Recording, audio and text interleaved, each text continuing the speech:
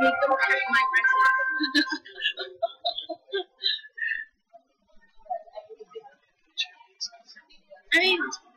I mean, when speaking, not those kind of obvious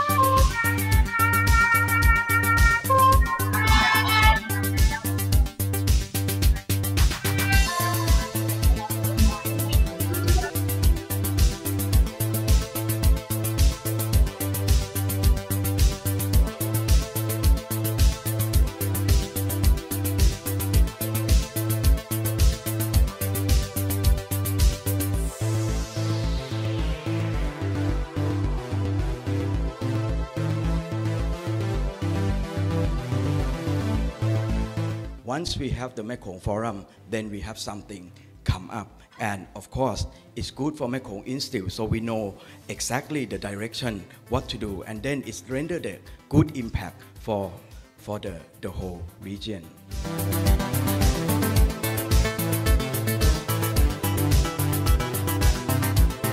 New Zealand, I want to assure you, ladies and gentlemen, looks forward to continuing our work together with Thailand and our friends in the GMS and in ASEAN. We're not planning to go anywhere. We want to continue to contribute.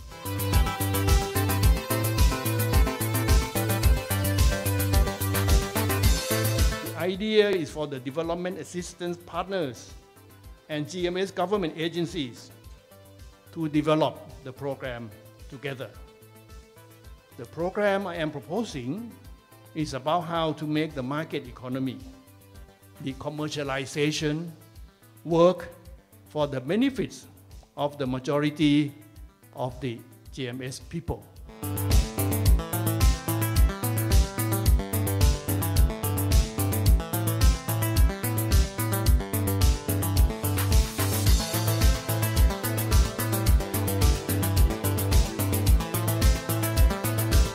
The environment for development is changing. The dynamics of the region is changing. We have to adapt to this new situation for MI.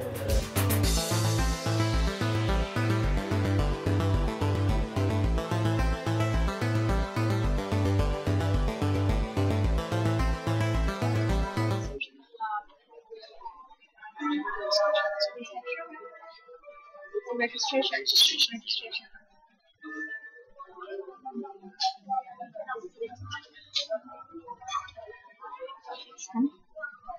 Ladies and gentlemen, please be seated.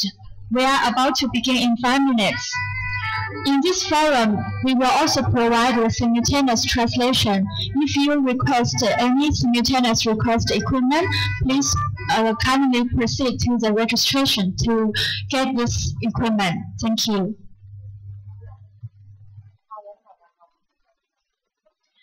May I kindly request everyone to please switch your mobile phone in the silent mode to avoid any interruption during the Mekong Forum. Thank you.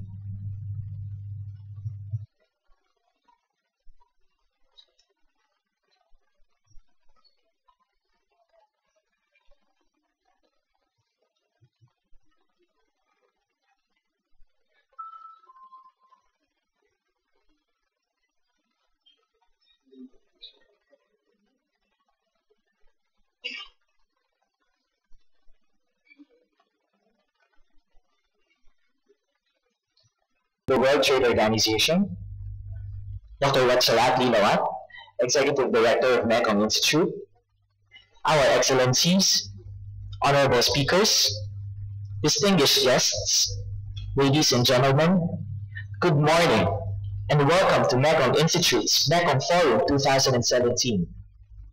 My name is Paolo. And I am Hawen. And we are your MCs for the day. On behalf of the Mekong Institute, and we would like to extend our deepest gratitude to all of you for taking the time off your busy schedule to join us this very special event. And of course, we also would like to thank those of you who have participated in the reception dinner last night. I hope everyone have enjoyed the very insightful speeches and outstanding performance. And of course, good food. Today we are gathered to attend one of Mekong Institute's most important annual events, the Mekong Forum. Helen, can you share with us a bit of information about this very special occasion? Of course. Initiated by the Mekong Institute, the Mekong Forum aims to bring together opinion leaders to discuss the most pressing issues facing the greater Mekong sub-region. That is right. MI has successfully organized 4 Mekong Forums in the past. And this year, we will be focusing on a hot buzzword many development practitioners nowadays are delving into, geoeconomics. We will learn more about it as we move forward. Now let's proceed with a brief overview of what will happen today. We will formally begin the forum with welcome remarks from MI's Executive Director, Dr. Vachara Lilawan, and opening remarks from MI Council Chairman, Mr. Tuntun Nine. This will be followed by keynote speeches from Dr. Narongchai Akalasilani, Chairman of Mekong Institute Steering Committee, and Ambassador Daduk M. Subramanyan, former Malaysian ambassador to the World Trade Organizations. Afterwards, everyone can proceed for a short break. After the morning break, we will begin with Session 1, Dynamics of Geopolitics and Geoeconomics, Past, Present, and Future. This will be moderated by Dr. Ratchalat Linawat. Afterwards, everyone is enjoined to go to Orchid Ballroom 3 of this hotel for lunch. Following lunch, Session 2 on Reassessing Impacts on Development Cooperation in the GMS will commence at 1 p.m. The session will be moderated by Ms. Maria Teresa Madelda, Director of the Agriculture Development and Commercialization Department of MI. Then after the short break, Mr. Madhurja Kumar Dutta, Director of the Trade and Investment Facilitation Department of MI, would moderate Session 3 on readjusting trade and foreign direct investment strategies for the GMS. Finally, to mark the end of the Mekong Forum, Dr. Vachara will deliver a wrap-up of the whole event and will also discuss ways to move forward. But before anything else, we would like to thank our sponsors, Thailand Convention and Exhibition Bureau, International Institute for Trade and Development, International Development Research Center, Canada, Trade Policy and Strategy Office, Thai Smile Airways, and the Policy Alternatives Research Institute in Tokyo.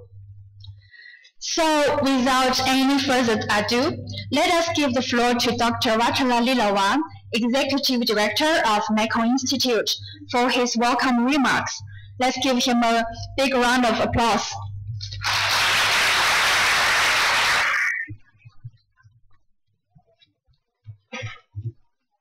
Good morning, His Excellency Mr. Tuntun Nai, Mekong Institute Council Chairman, Dr. Narongchai Akalasilani, MI Chairman of Steering Committee, Ambassador Datuk M. Subramaniam, Council members, Steering Committee members, development partners, friends, colleagues, ladies and gentlemen. It is my honor and pleasure to welcome you all to the city of Khon Kaen and to Mekong Forum 2017. The Mekong Forum is a flagship initiative of Mekong Institute that brings together the top socio-economic development thinker and practitioner in the region. Since MI has started the Mekong Forum in 2011, we have gathered policymakers as well as members of private sector and academics to discuss relevant issues and provide feasible solutions in promoting inclusive and sustainable growth in the Greater Mekong sub-region. The ideas generated from today's discussion will be used by Mekong Institute in formulating our action plans, designing our research and capacity building activity, and fostering continuous dialogue with our development partners. We have a jam-packed day today with more than 15 speakers sharing their experiences and expertise in 3 different sessions, all of which revolve around this year's theme of New Geoeconomics, Reshaping the Future of the GMS. The theme for this year is very timely.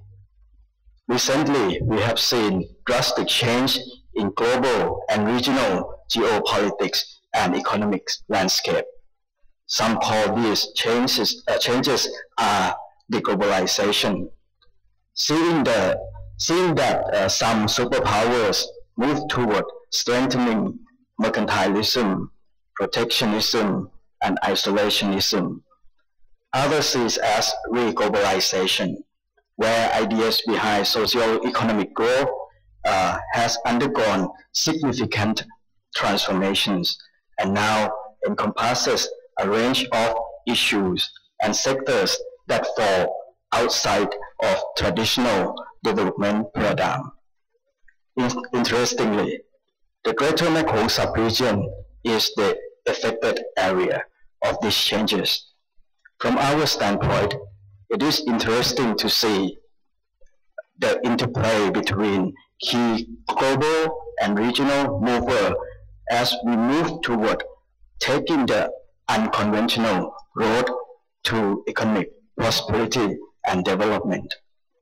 I think the main question that should be answered today is, how should the GMS region adapt to the change in the global arena?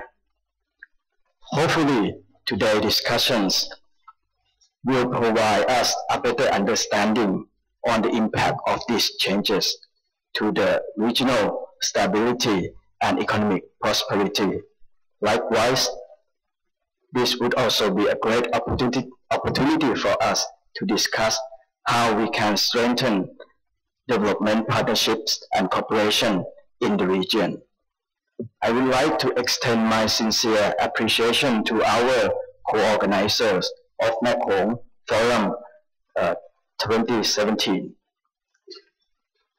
Thailand Conventions and Exhibition Bureau or TISEP, International Institute for Trade and Development ITD, Trade Policy and Strategy Office under the Thailand's Ministry of Commerce, International Development Research Center of Canada, IDRC, University of Tokyo, and Thai Smiles Airways. I would also like to express our deepest gratitude to our distinguished keynote speaker, Dr. Romchai Akraseni, and Ambassador Datuk M. Subramaniam, as well as moderators and speakers in all 3 sessions. Lastly, a special thanks to my team at Mekong Institute to make this thing happen. A lot of co-organization, a lot of details work going on, so the credit should be given to them. I'm sure that we will have a fruitful discussion today and get into the real meat of this event. Thank you very much.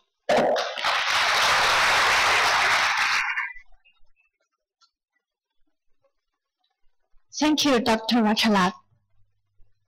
Now may we invite the Chairman of Mekong Institute Council and the Permanent Secretary of the Foreign Economic Relations Department at the Ministry of Planning and Finance in Myanmar, Mr. Tuntun Naing, to deliver his opening remarks. Mr. Tuntun Naing, please.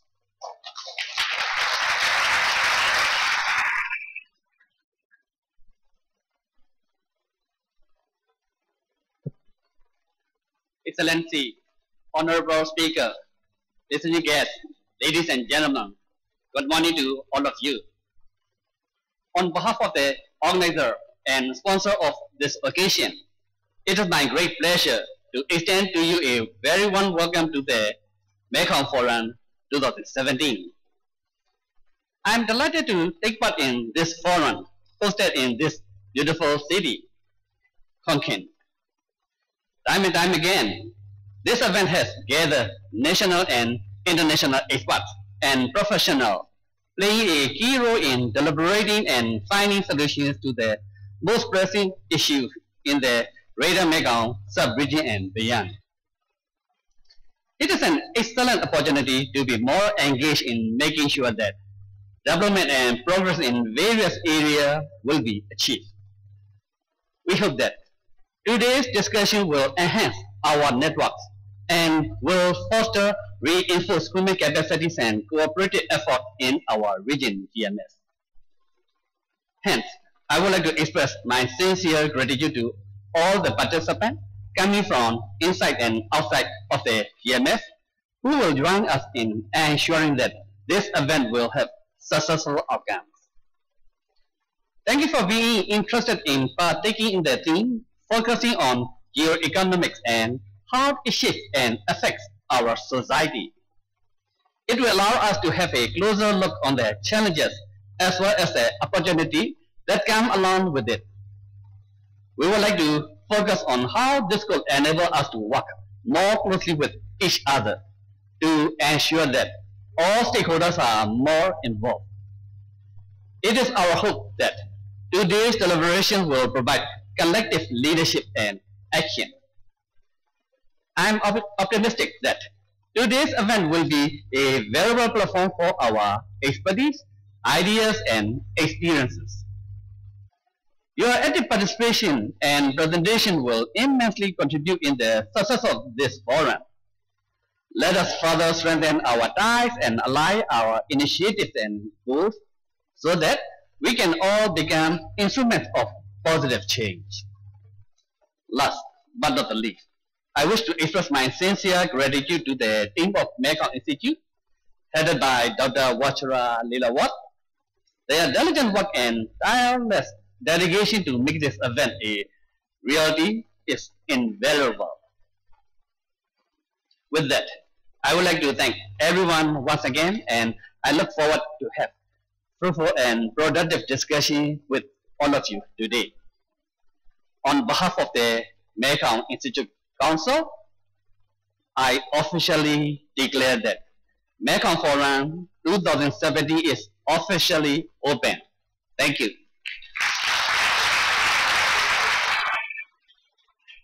Thank you so much, Mr. Tuntunang.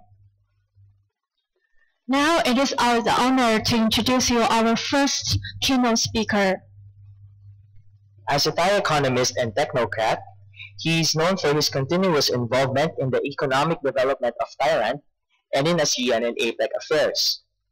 He had numerous appointments in the Thai government, including being an advisor to several Thai prime ministers, a former minister of energy and minister of commerce, a senator, and a member of the National Legislative Assembly. He has also served as the chairman of steering committee and vice chairman of the Council of Mekong Institute. He was also a member of the board of many Thai public institutions, including the National Economic and Social Development Board, Board of Investment, Bank of Thailand, Securities and Exchange Commission of Thailand, and the Insurance Commission. He was also a chairman of the Export-Import Bank of Thailand. Ladies and gentlemen, please welcome Dr. Narongchai Akaraserani, chairman of Mekong Institute Steering Committee, to give us his keynote speech on new geoeconomics reshaping the future of the GMS. Let us give him a big hand. Thank you very much. Good morning to all of you, all of us. Thank you for inviting me to the forum again. At least it forces me to think all the time about the future. I can never relax. Every year I have to think about the future. The topic of my presentation is the new geoeconomics reshaping the future of the GMS. It's about new geoeconomics. So I'll go right to the point. What I mean by the new geoeconomics, that is my interpretation. To me, new geoeconomics relevant to us in GMS is about the rise of China. About the rise of China to be as dominant as the US and more than Japan. And more than Japan, I emphasize, which were most dominant in the early 1990s when the ADB initiated the idea of GMS. So we must admit the fact that the GMS idea came from ADB, and US and Japan were dominant at ADB. New geoeconomics, another definition here, is about the high economic growth of the CLMV, Cambodia, Laos, Vietnam, and Myanmar and Vietnam. The CLMV countries, together with Yunnan and Guangxi, when in the early 1990s, their poverty rates were high while the degrees of commercialization were relatively low. How would this new geoeconomics affect the GMS? I think we can think back to the time when the ADB initiated the setting up of the GMS in 1991-92. I think Chong Pia was involved in that. Obviously, it was in response to the end of the Cold War, with the disintegration of the Soviet Union, very timely. That was when President Gorbachev of Russia, you may remember him, he's a man with the global map on his forehead. That was how he was born, with that map. He announced the policies of glasnost and perestroika, promoting the practice of market economy. At that time, Laos, PDR, and Vietnam, which were close to the Soviet Union, also supported market economy. Some of you might recall how close they were to the Soviet Union. When we had a meeting at that time, when they did not want me to understand, they spoke among themselves in the Soviet language, in the Russian language. Cambodia was still in the midst of political settling down, but also tried to practice market economy. And Myanmar was busy with political repositioning after the quote-unquote unsuccessful. I have to do that quote-unquote because I don't know what it means by being unsuccessful in Myanmar. The unsuccessful general election of 1990. Nonetheless, Myanmar was interested in participating in the GMS scheme. The ADB GMS scheme focused on the construction of physical infrastructure to facilitate contact among the people of the GMS. Financing would come partly from the ADB, which has strong backing from the US and Japan. Then New Zealand and Thailand initiated the setting up of the Mekong Institute in 1996. This is the one that organized this conference, focusing on training on the practice of market economy. They did not know how to trade at the time. And infrastructure project development. They did not know how to do project appraisal at the time. At that time, I personally felt that we needed to also focus on institutional issues to facilitate trade and investment. So when I became the Minister of Commerce of Thailand in 1996 and 1997, I hosted the first GMS ministerial retreat in Pattaya, Thailand. We had our meetings among the ministers and our staff without ADB officials and any other outsiders. I recall some of the participants at the time, still alive. David Ebo from Myanmar. I checked the other day, he's still alive. Still looking quite good. Another one was John Prasit from Cambodia. You know, he's still very much alive. And maybe now Deputy Prime Minister. We had very good meeting, but two observations I'd like to make. One was about security. I requested some security for our conference.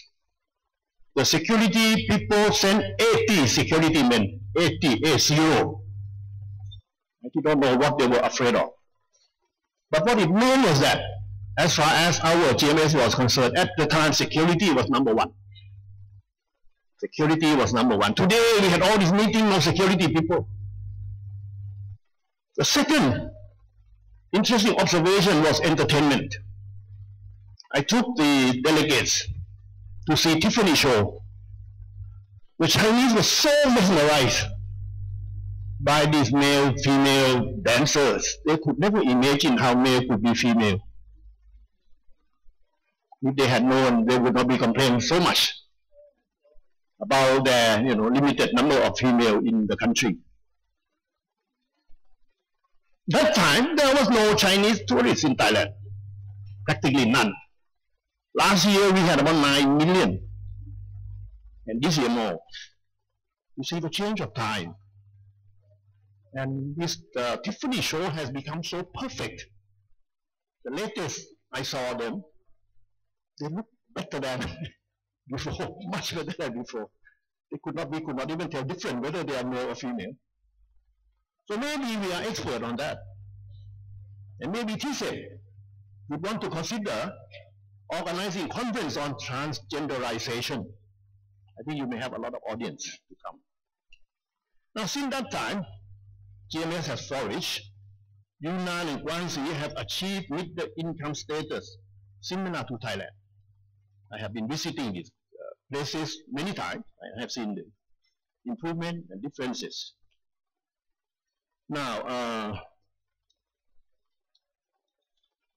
Vietnam, I was in Vietnam a few weeks ago, definitely taken off, followed by Cambodia. I'm going to Cambodia in the next 2 weeks.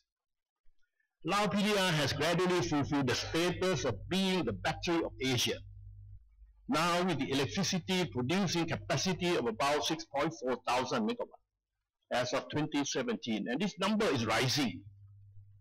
When I was Minister of Energy, opened this new facility in Hong Sa, the coal-fired power plant in Lao PDR, supplying electricity to Thailand and Lao PDR.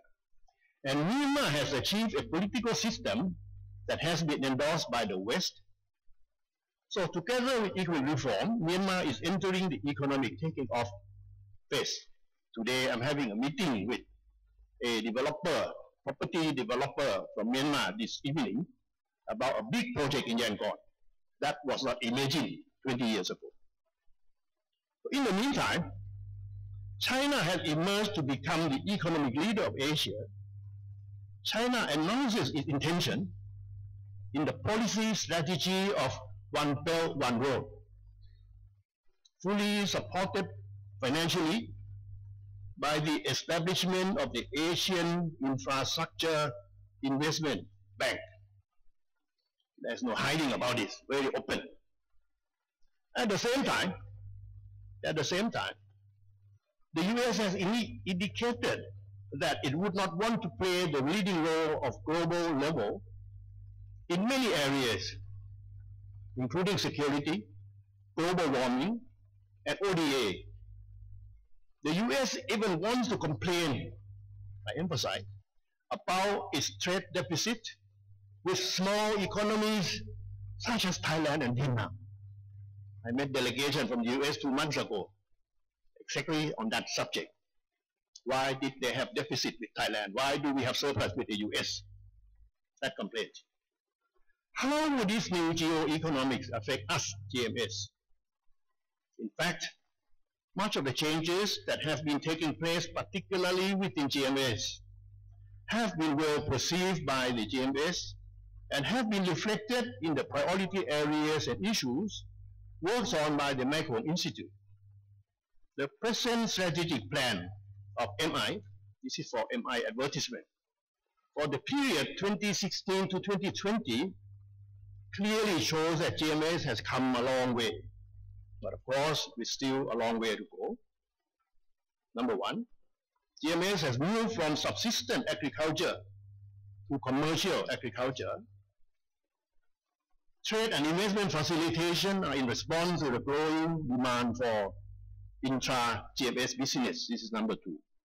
Number three, Innovation and technological connectivity are to make the best use of the new digital and power technology and to enhance GMS logistics.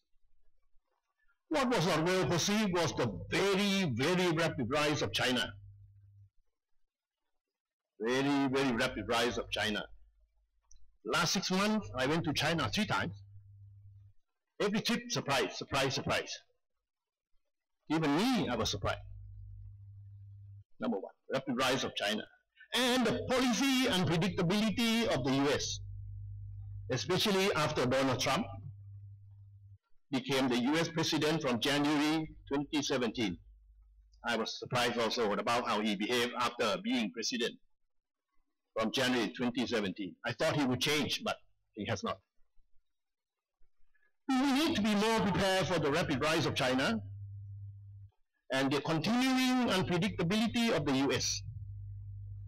As I said, I had hoped that unpredictability would stop, but it has not. First, on the rise of China, which is being reflected in the implementation of the One Belt, One Road strategy. I believe this will transform the GMS in a very significant way. Preview can be seen from the infrastructure development in China in the last 20 years. Mr. Li Hong was so kind to invite me to visit China, big city, Beijing, middle city, Tianjin, small city, Yangzhou, for 1 week. The infrastructure was perfect. So that was a preview for us about infrastructure initiated by China. So rather than responding to China initiatives, I think GMS should take a proactive role in the scheme. The China initiated connectivity is different from ADB initiated connectivity. So a good example is how to cooperate with China in the infrastructure projects such as the inter-country railroads. Lao PDR and China negotiated for some time.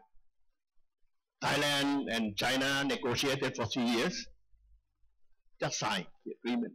There must be a lot behind the door, what they were negotiating, what problem they had.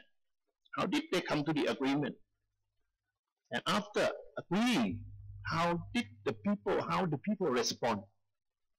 We do not want to have any bad feeling when we have these projects. So, for us, GMS, we have as member 2 provinces of China. Therefore, identifying projects and programs of GMS in the One Belt, One Road scheme should not be so difficult. Because we have Yunnan and Guangxi with us here, attempt should also be made on how best to implement these projects and programs.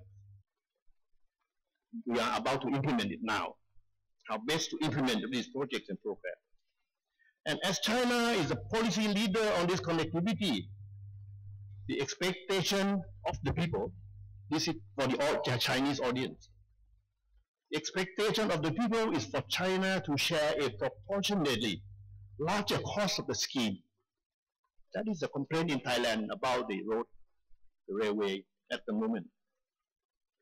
Another area is the upgrading of human resources on a larger scale, so that GMS would have the workforce that would be able to support development at higher level. The importation of Chinese experts is a major issue in Thailand also. The training of trainers for skill development to serve this purpose. That's about China rising. What is more difficult is the issues about policy unpredictability of the US. Vietnam has already had to adjust its trade policy following the US withdrawal from TPP. I was in Hanoi attending an APEC event. The subject was about without TPP, what do we do? About RCEP, about APEC, and so on. And now the US has even withdrawn from the most comprehensive global agreement on climate change and global warming. How would this affect the standard norm on environmental protection? The issue is so very important in the GMS development. This, in fact, can be viewed as a threat to globalization in a wider sense. Many other subjects, as mentioned by Executive Director earlier.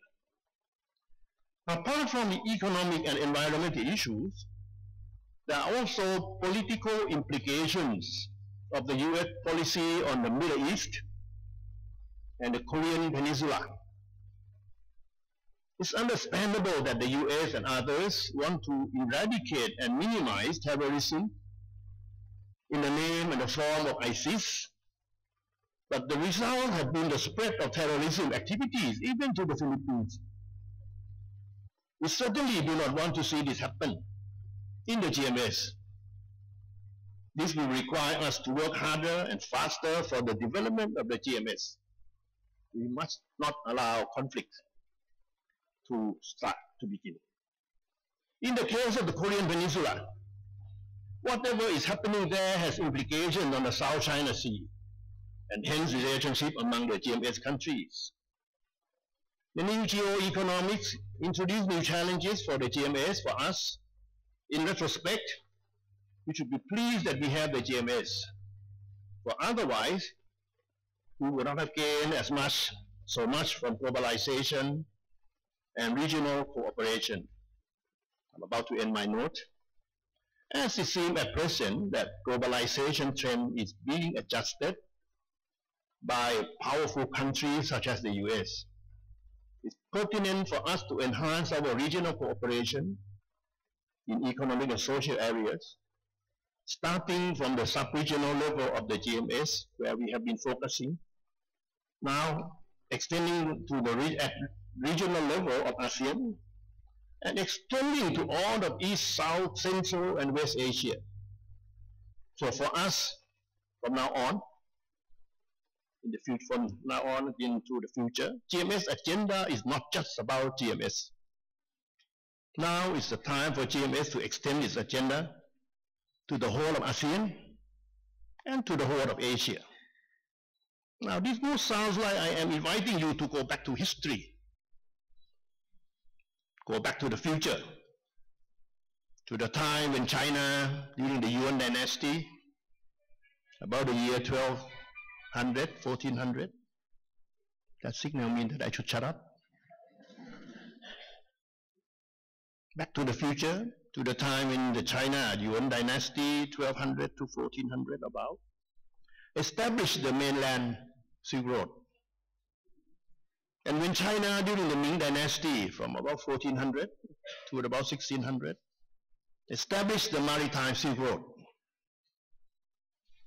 Also at the same time, when the Mughal Empire of India, from about 1500, flourished, enhancing the Persian Empire. All that ended when the West came increasingly from 1600. So the agenda for us is how do we go back to the future. Thank you very much, ladies and gentlemen.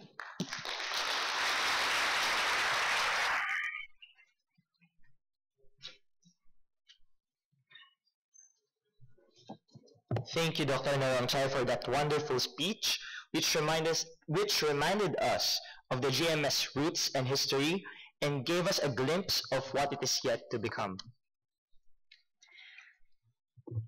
We are indeed very privileged to have important people attend this special event, one of whom is our next keynote speaker. Our next speaker joined the Malaysian Administrative and Diplomatic Services in 1970 and served the Ministry of International Trade and Industry for a period of 34 years with various positions, including Senior Trade Commissioner of Malaysia to Hong Kong and China, Director of the Department of International Trade, Deputy Secretary General in Trade, and an ambassador and permanent representative of Malaysia to the World Trade Organization. During his tenure of service, he was mainly charged with responsibilities and functions related to the development of national trade policy and export development strategy. He represented Malaysia at various bilateral, regional, and international conferences, and participated in different senior official meetings as well as in the ministerial conferences of ASEAN, APEC, UNCTAD, and UNESCO. Since his official retirement from the government, he is now actively engaged as a resource person and consultant to many workshops and conferences organized by UN agencies, regional and international organizations, and other think tanks. Now, ladies and gentlemen, may we please welcome Ambassador Datuk M. Subrahmanyam, former Malaysian ambassador to the WTO, to proceed on stage for his keynote speech on the rise and fall of protectionism, opportunities and challenges for the GMS. Ambassador Subrahmanyam, please.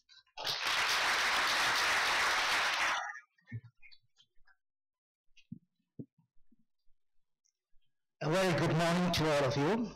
Of course, as always, I tell my audience that I'm very delighted to come to a place like Concern. In fact, this is my first visit, and already I'm finding it a very interesting visit. Now, ladies and gentlemen, I think it'll be appropriate for me at the outset to thank, in particular, Dr. Wacharas, who kindly invited me to participate in this forum. In fact, he's a very good friend of mine, and we have participated together in many conferences, workshops. And I also deem it a great privilege and honor to address such a distinguished gathering of what we call development practitioners, stakeholders, and senior officials of development organizations. I'm sure they are present here as well. And you know, I'm very confident that given the kind of topical discussions that you're going to have the whole day today, we'll certainly come out with some good, relevant initiatives that will further create closer relations and stronger cooperation, not only within the broader ASEAN regional grouping in general, but also the greater Mekong sub-region in particular. Now, it's also appropriate, of course, Dr. Narongchai is one person that I respect a lot. I forgot to mention this. He's a very prominent personality in Thailand and who has contributed quite a lot, significantly I must say, to the development of ASEAN as a regional grouping. And his contributions are still required, as you would have gathered from the speech that he just gave you a few minutes ago. Now, I think it's appropriate for me to give you an overview of where we are as far as the ASEAN regional grouping is concerned. This is important because the greater Mekong and GMS region is an important component of this broader regional grouping.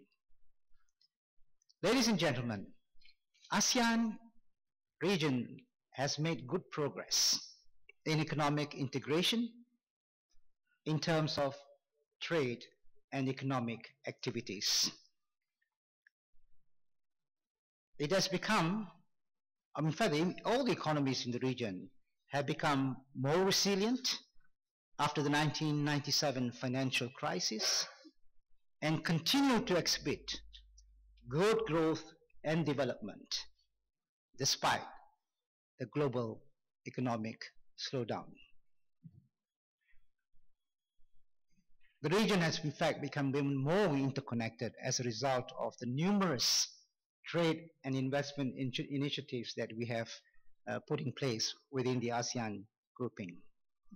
With a market of over 600 million people and a combined GDP of almost US dollars 1 trillion. I'm sorry, 3 trillion. 3 trillion, that's the figure. The region is vibrant and growing. Collectively, as a group, ASEAN is the 6th largest economy in the world after the US, China, Germany, Japan, and the UK. It is projected to rank as the 4th largest economy in the world by the year 2050. Or it could even be earlier. I think it could even be earlier. Some ASEAN countries are now posting growth rates exceeding 6% despite the subdued global economic environment. The average GDP per capita in all the economies of ASEAN has increased steadily over the years. This reflects the numerous collective efforts that ASEAN countries have put together to get their economies going forward. It is not, the ASEAN region is now the 4th largest labor market in the world. A strong middle class of more than 100 million has emerged and is growing, making ASEAN a very lucrative consumer market for the international business community. Now you probably want to know what has made ASEAN economies to grow. There are a number of factors. Of course, I will try to highlight some of the major ones later. But I think it's important for me to give you an idea of where we are in statistical terms, in terms of trade and FDI inflows. FDI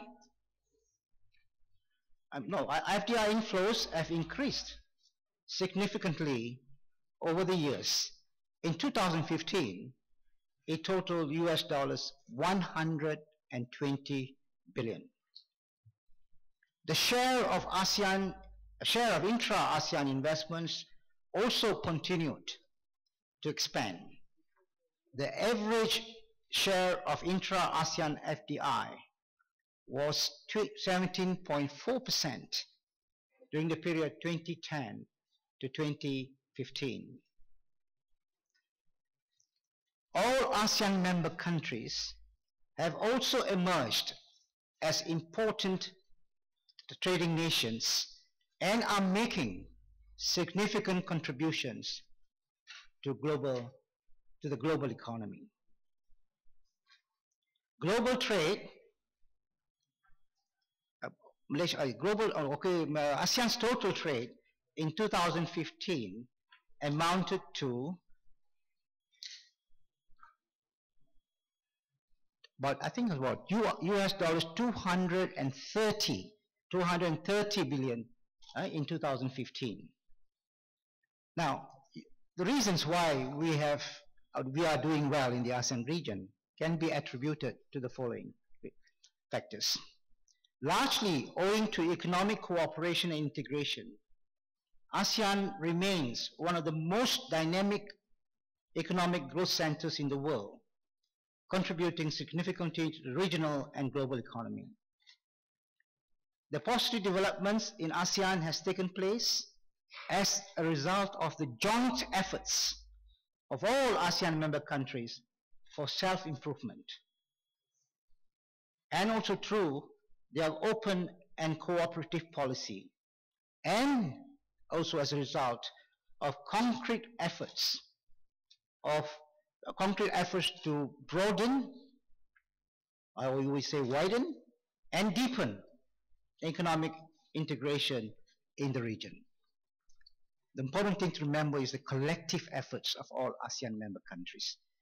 I think Dr. Narongchai will agree with me that as a group we have performed quite well. Despite our differences, we have come together on some very important common objectives. Now, having said that, now this is the most, there are indeed challenges facing the region amidst No, I think before that, I think it's important for me to say a little bit more also on the on ASEAN as whole. I forgot to mention the creation of a very important mechanism in 2015. A good example is the creation of the ASEAN Economic Community, or we call it the AEC in short, in 2015.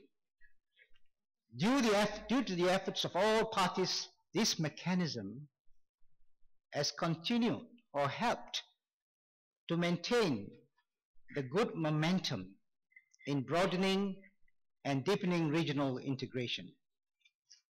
In fact, the AEC mechanism is now acknowledged and recognized as the most progressive and promising regional cooperation mechanism in Asia today. Now I have to say something about the GMS, which, as I mentioned, is a very important component of ASEAN.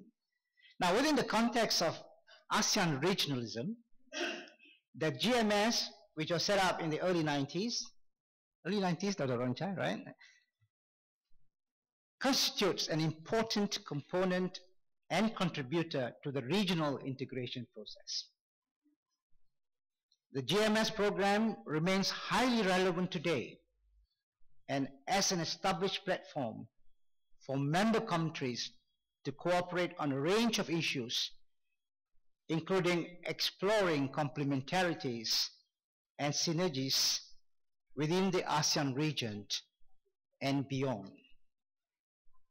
It is encouraging to note that with the support of regional financial institutions and donor countries, the GMS program has helped implementation of high priority projects in transport, energy, environment, human resource development, tourism, trade, private sector investments, and agriculture.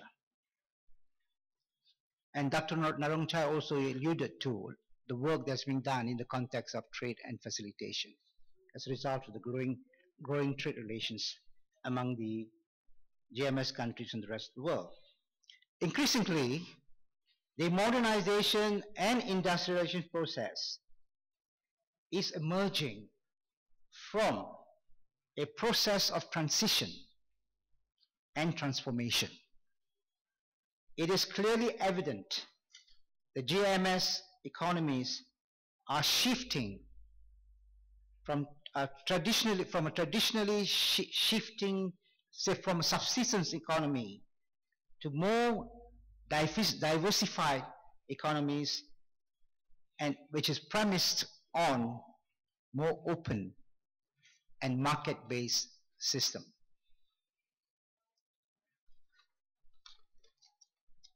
Now, having said that, I'd like to highlight some of the important challenges that are facing the region as a result of the rapidly changing global economic environment. There are risks to growth stemming from the global environment in the form of declining growth of global economy, international trade, rising protectionism, geopolitical tension and rivalry, as well as uncertainties facing the UK and EU as they face the Brexit negotiations. There are also downside risks associated with commodity and oil price volatility, financial market volatility, and rising debt levels in the general markets, among others. These are indeed very serious challenges facing our region today. The performance of international trade has been very disappointing in recent years. Since 2008, global trade growth has declined from 6% per annum to about 2.5% 2.5% per annum currently. Further, global trade growth has lagged behind global GDP growth. In the past, global trade growth has always exceeded substantially from global GDP growth rate. But today we are seeing a reverse, and that speaks a lot for itself. Statistics indicate that trade intensity is also declining. And we are also seeing, against the backdrop which is declining international trade, we are seeing trade protectionism. We are witnessing trade protectionism, which is on the rise around the world, and especially in the developed countries, which are important markets for our countries in the region. The protectionism, the trade protectionism in particular, seem to have increased as a result of the backlash against globalization and liberalization, pushing the global economy into prolonged contraction. Countries are now increasingly adopting inward and protectionist policies. The demand for import protection to create employment is on the rise. The stockpile, according to the World Trade Report, the stockpile of restrictive measures have increased. And given the current political dynamics, further protectionist measures cannot be discounted.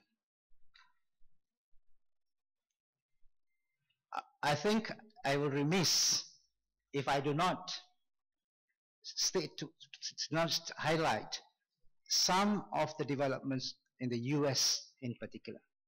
Dr. Narongchai has alluded in some ways to what is happening in the United States of America today.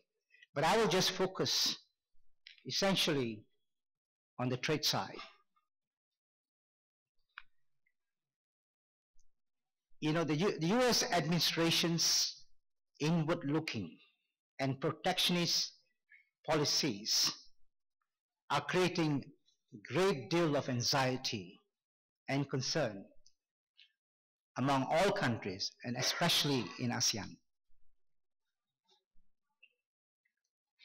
The various pronouncements on possible US trade policies convey a clear message that the US administration was prepared to abandon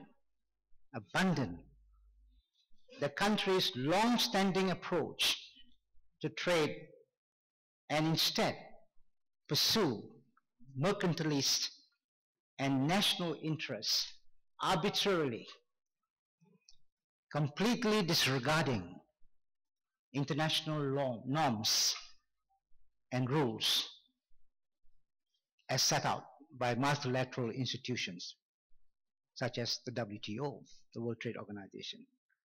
For example, it has been indicated that the US administration could unilaterally impose tariffs against countries that it thinks have unfair trade policies and punish companies that relocate overseas and sell products to the US market. This is what President Donald Trump highlighted during his campaigns. And this is what he's trying to implement by way of trade policies.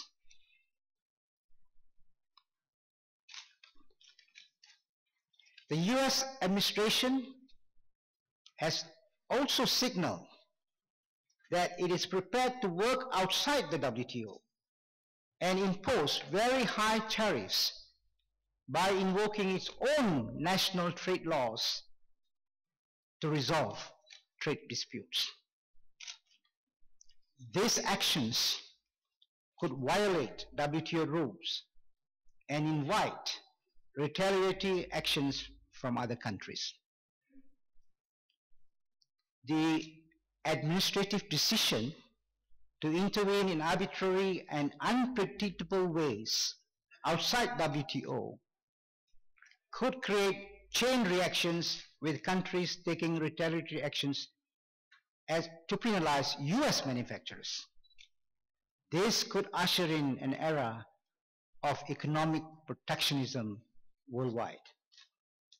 Further, it could trigger a global trade war that could disrupt international business and growth.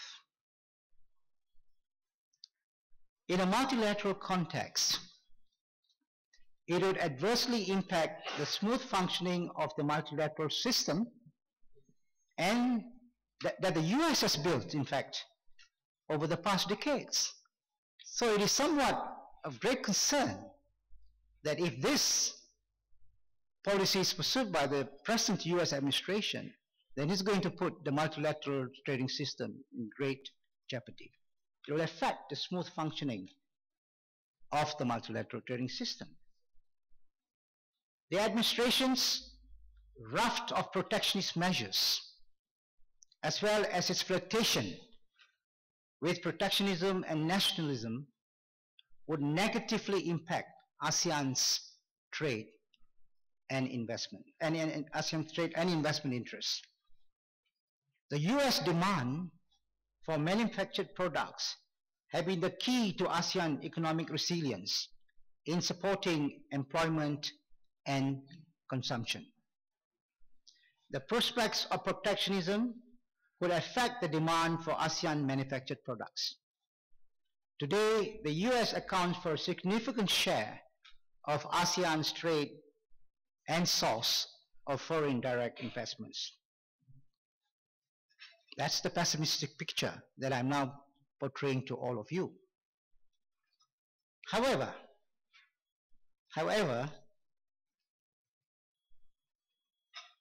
we must think beyond the current challenges. And I believe there are also reasons to be optimistic about the prospects of the ASEAN region expanding its growth and increasing in particular its trade and investment. The ASEAN, of course, for us to continue to be where we are, would require us to do much more in order to make our ASEAN economy resilient and robust. In this respect, ASEAN should build on its past achievements and continue to move forward. Existing mechanisms such as the AEC and other cooperation frameworks, including the GMS cooperative programs that have been in place, must be given a larger role to play for a win-win solution in ASEAN and the broader Asian region, and even beyond on a global basis.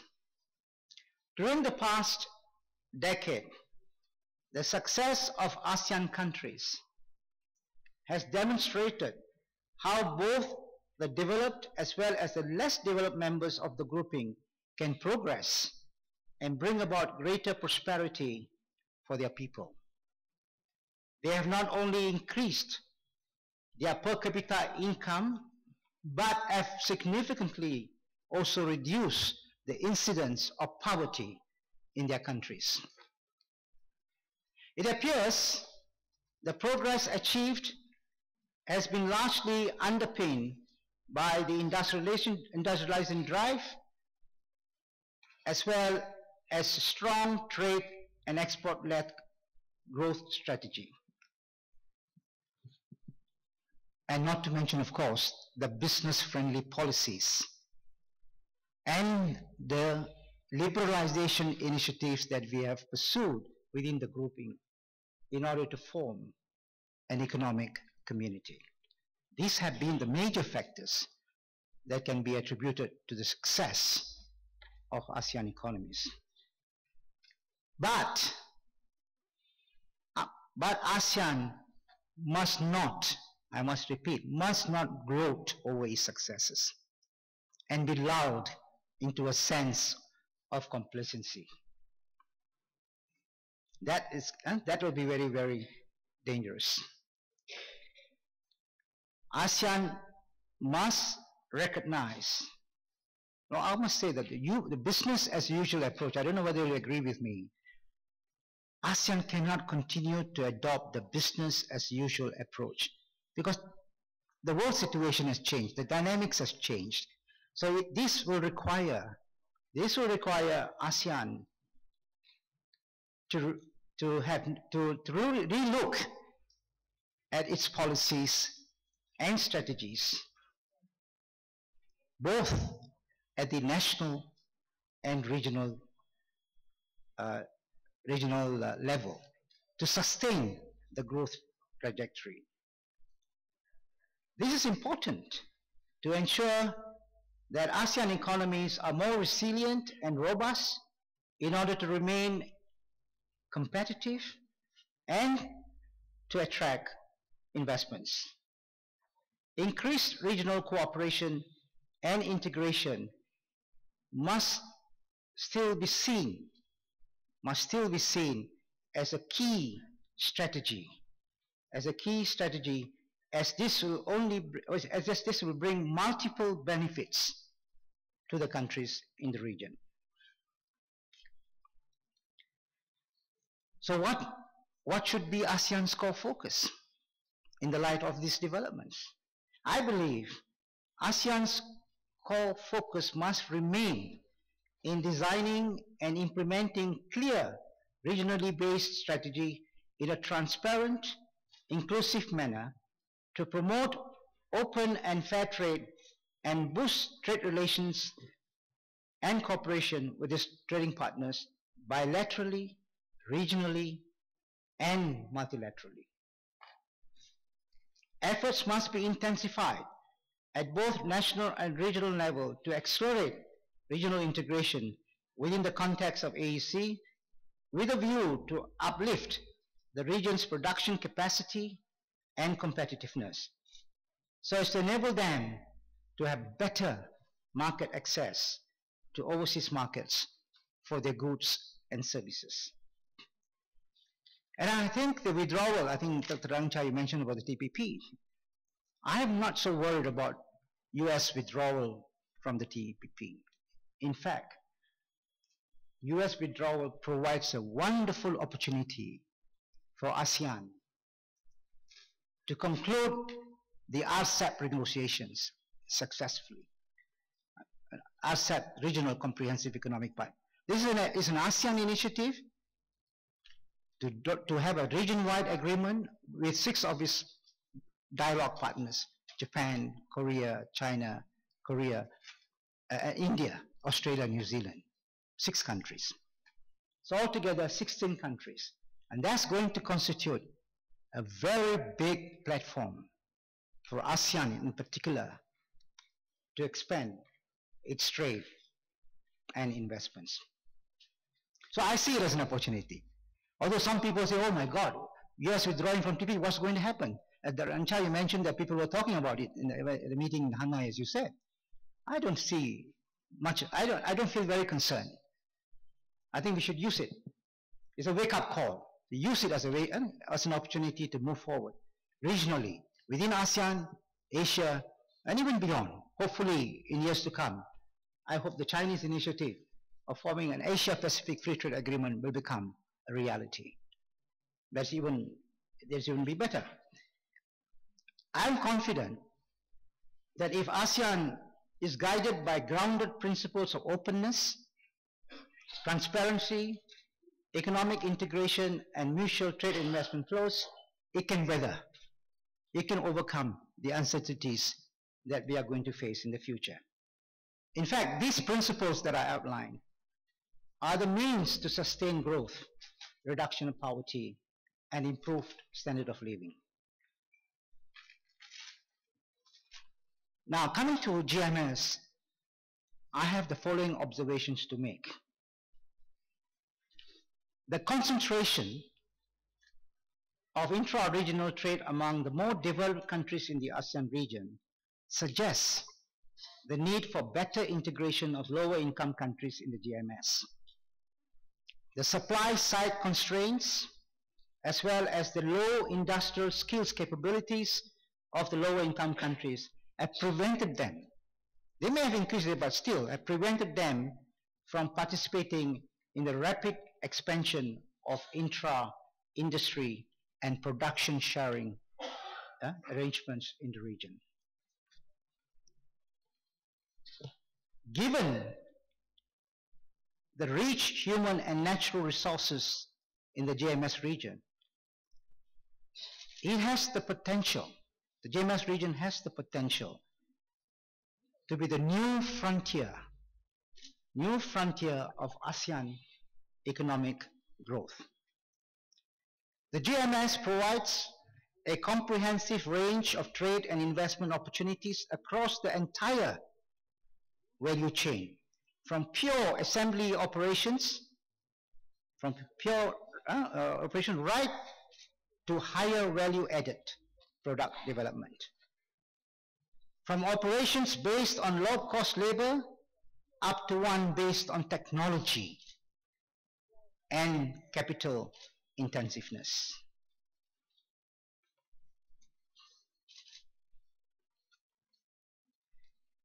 Increased cooperation among countries in GMS region and beyond will allow countries to complement each other by specializing in particular fields, sector, or segment.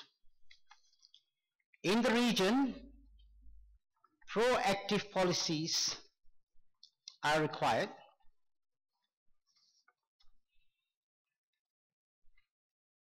Now, these proactive measures are necessary to enhance the synergetic linkages and collaborative programs and projects to promote supply capabilities and competitiveness of sectors with growth potential. In this context, I believe the advanced economies of Asia I'm talking about, and beyond, must be actively engaged to assist the GMS economies to move up the value chain via the transfer of technology, skills, and knowledge. All these will help industries and businesses to be more creative in their work, to innovate and restructure in order to address the growing competition and deal with other challenges. Now, before I conclude, I just want to highlight some specific areas where GMS could focus on. And I believe it should be not only focus on where, I know there are already some programs, but there's a need to further enhance and strengthen cooperation, especially in the following areas. Industrial collaboration through division of labor by building supply side capability for low income countries, which is the GMS countries. This is because the countries concerned have common production and exports structure. They have little prospects for regional trade expansion, but the potential is there if we get this right. Need to establish a facility for providing adjustment assistance to lower income countries for building supply capacity as well as training and skills development. I believe it's also important to enhance cooperation in technological research and development. There is also, I believe, a need to enhance financial cooperation to reduce the risk arising from interdependence and vulnerability to external factors. And lastly, I believe, and Dr. Rangchai has alluded to this, the importance of strengthening infrastructure and communication links. Because this, I believe, must be accorded top priority for programs in the GMS, because that is going to have a bring about a great deal of development dimension. Because when infrastructure improves along the line, there will be opportunities for trade and investment. Finally, in conclusion, I wish to state that it is almost an undeniable fact that greater ASEAN regional trade and sub-regional cooperation and openness offers considerable benefits, both in terms of enhancing national competitiveness as well as in unlocking the tremendous potential in the region. Such cooperation will also result in more balanced development in the ASEAN region as capital opportunities are shared and spread throughout the region. We therefore need to foster a greater sense of community in the region, a community that has shared interests in economic integration as well as regional stability and security. The future prosperity relies on sustaining the momentum. Now is not the time to recoil back into the path of isolation and protection. On the contrary, now is the time for all of us to resist extreme nationalism and trade protectionism and move rapidly forward towards greater integration and openness. I thank you all for your attention.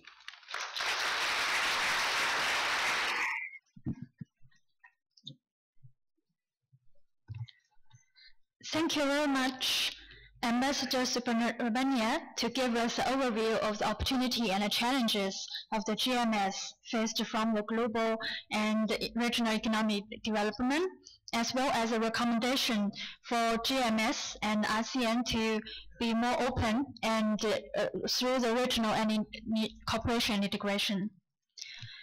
Ladies and gentlemen, now it's the time for coffee break and networking. We will have a 20 minutes coffee break outside of the hall, but please return to the conference room before 10:45, so we can continue our forum. May we kindly request Dr. Narongchai Akaraserani, Mr. Tuntunnaing, and the rest of the dignitaries in the front row to please remain, and as well as the session speakers for a group photo. Thank you very much. Please enjoy your coffee break.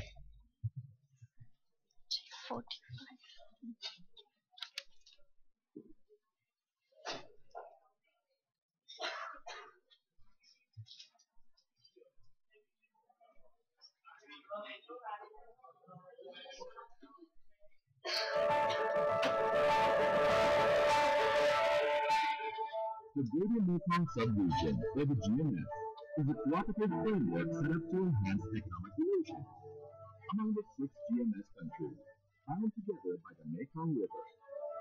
The GMS program supports the implementation of high-priority sub-regional projects in 9 major areas, one of which is human resource development. The Mekong Institute focuses and has taken a pivotal role in assisting the GMS program.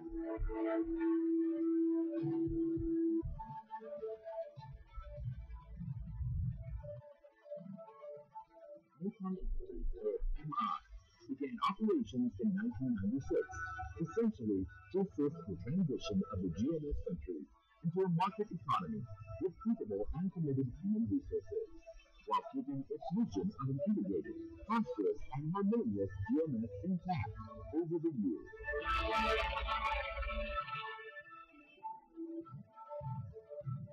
One important thing why the Principal Mekong Institute is institute is different from the foreign institute in such a way that they do that people will look in the same region.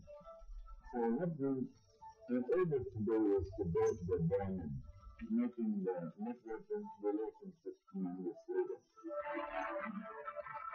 Respond to the need to strengthen GMS countries' human resources. MI matured into the recognized intergovernmental organization, IGO, that as it is today. It has become a GMS-based institute owned and supported by the sixth GMS government.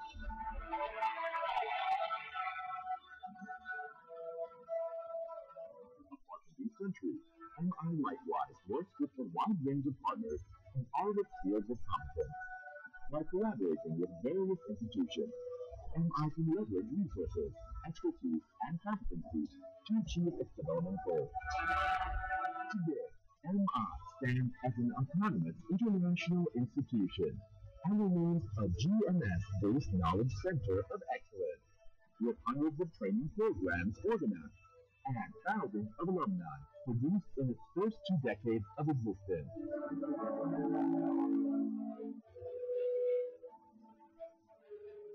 MI has continued to evolve the modular training approach to build up the capacities of GMS people so that they can utilize their knowledge and skills according to the needs of their respective countries and bring about more equitable and inclusive economic growth in the region.